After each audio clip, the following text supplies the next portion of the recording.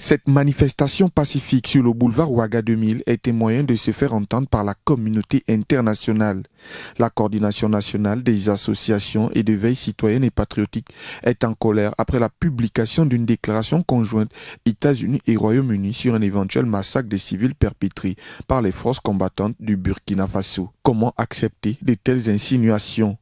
C'est la question qui stimule le mécontentement des populations patriotes burkinabées. La coordination nationale des associations de veille citoyenne voudrait alors demander que les États-Unis clarifient sa position par rapport à la déclaration conjointe avec le Royaume-Uni et aussi vis-à-vis de l'orientation souveraine de la transition salvatrice avec à sa tête des autorités patriotes et une armée digne et professionnelle. À l'ambassade des États-Unis, la horde des manifestants encadrés par la police ont librement exprimé leur malaise.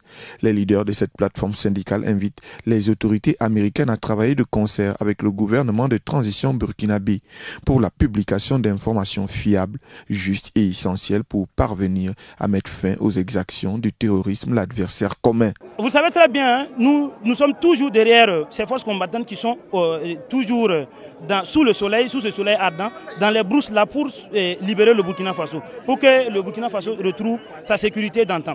Et ça nous ferait très mal de voir que des gens qui ne sont pas au Burkina Faso, qui ne connaissent pas les réalités du Burkina Faso, se permettent d'aller s'asseoir dans des bureaux et accuser cette armée-là, qui se bat dignement pour répondre donc aux aspirations profondes du Burkina Faso. Les portes de l'ambassade américaine sont restées fermées durant toute la manifestation.